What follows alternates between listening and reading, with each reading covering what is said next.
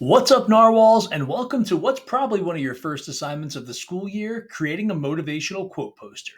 So in this video, we are going to have three things I need you to do. First, you got to watch the entire video. Second, you're going to complete some activities on a submission sheet I'm going to give you relating to motivational quotes. And finally, you're going to create a motivational quote poster yourself that's going to hang on our classroom walls. And we're going to start off with a really good spot, the definition of motivation. So this is going to be number one on your submission sheet. You might be pausing and doing that right now, or you might choose to let the whole video play through, or I might tell you to do one of those two things. But when it comes time to do the actual task, this is going to be number one.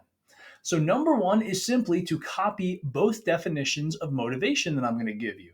So this is from my favorite dictionary, the Longman's Dictionary of Contemporary English. And the first definition you should be copying is eagerness and willingness to do something without needing to be told or forced to do it. And then right next to it, I want you to do the second one, the second definition, the reason why you want to do something. A little bit simpler there. And the second item on your submission sheet is just copying another definition. This time we're copying the definition of quote, which means to repeat exactly what someone else has said or written, like quotation marks. And for numbers 3, 4, and 5, I'm actually going to give you 5 questions. You can pick any of these 3 to answer. So I'm going to show you 5 questions. You get to pick which 3 you want to answer. You got to give me at least 2 sentences. You could write a short paragraph response if you want, but it's got to be at least 2 sentences. And I want you to also try to remember some of the really important stuff that you learned about in the past couple of years about written responses at the bare minimum. Please make sure that everything is capitalized, or each sentence is capitalized and ends with an end mark. All right, guys, so here are your options. I'm going to read you 5. You only have to pick 3 of these, and you have to answer those 3 with at least 2 sentences each. Your first option, have you ever helped someone else want to do their best? How? Number 2, why is it important to know what motivates us? Number 3, can you think of a time when you felt really motivated? What happened? What is something you want to get better at? What motivates you to improve? And the last option, how can knowing what motivates us help us at school?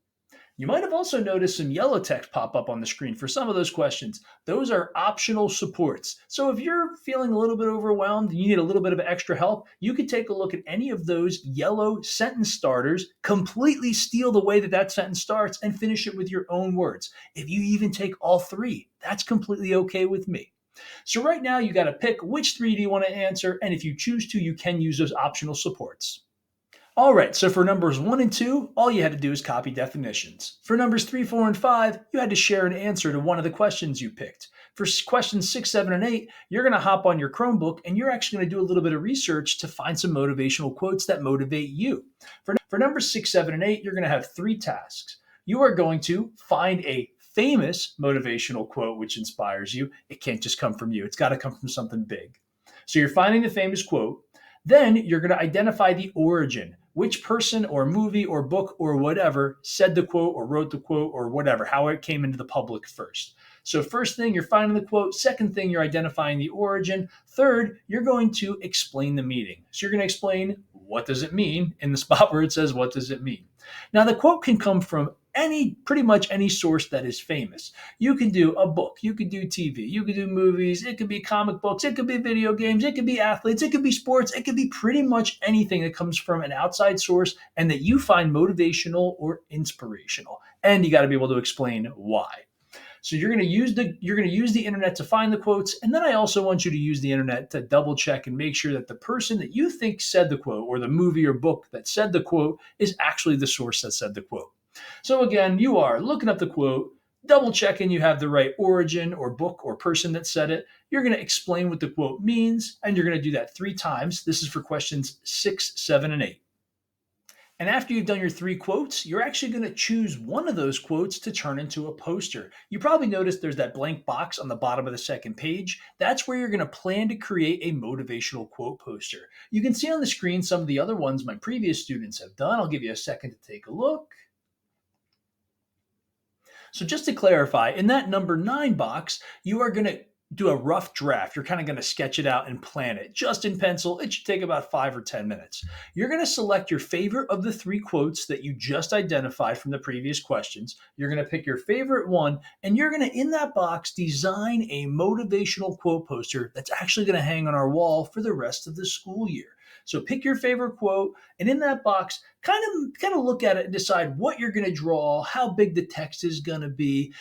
Eventually you're going to, well, right next, you're going to transfer it onto a giant sheet of paper. But I want you to do this planning first because it's going to help you end up creating good spacing on your paper for the letters. And that is the biggest issue that I see when students go to do this. It's about planning how you're going to fit the text on the screen. So let's take a look at some of the expectations I have here. Make sure that you fill the paper. Make sure that the text is large enough so that it can be seen from halfway across the room. If it's really tiny letters, you can't be motivated by that. It's got to be something you can see from halfway across the room. And when we get to the poster, the final product must be colorful. And I want you to consider when you're doing your planning what colors and what images you're going to draw. So we're planning on number 9, that little box at the bottom of the paper, and later you're going to grab a sheet of paper and actually make your own final copy of the poster. As far as what you can draw, you really have two options, and I have both represented here. Option 1, you can make a colorful poster of just the words. We can pretty much see that with the a river cuts through rock quote there. It's really just the words in a bunch of pretty colors. That is acceptable. It's planned, it is wall-worthy, and it obviously has a quote that motivates us. The second option is to make another colorful poster, but this time you could actually draw images that relate to whatever your quote is. For example, there's a great one here: when opportunity doesn't knock, build a door, and we see that there's a doorway there. So you have two options. You could just make the quote look beautiful, make sure it looks like something you would have done in art class, colorful, block letters, at least make it have a lot of effort. Your second option is to actually draw images and stuff that relates to your quote. If you have a sports quote, maybe from a basketball player, you are free to draw a basketball player possibly listening to that quote and achieving because of that quote. It can be about anything. We're going to fill up our back classroom wall with tons of these different motivational quotes. All right, guys, you have completed your entire submission sheet 1 through 9, and 9 was the planning. It's now time to grab that sheet of paper and begin actually making your poster. So you're going to grab a sheet of white printer paper, and whatever you plan for number 9 on your submission sheet, you're actually going to make the real colorful thing on that computer paper. Make sure that it is colorful, effortful, thoughtful, and well planned. Make sure it is not traced or copied directly from the internet. I don't want to see anybody just Google one of the quotes and then copy the image result. Please do not do that, or we might have to have an uncomfortable conversation. Please make sure you are taking your time. These are going to hang up all year, so it is worth it to spend a little bit of extra time erasing and making it look pretty.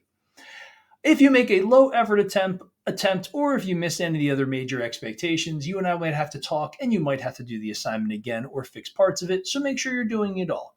Basically, do 1 through 9, answer the questions, plan the right way, and then make sure you're filling up a poster and making a nice, beautiful, wall-worthy motivational quote so we can look up at the walls all year long and be inspired and motivated.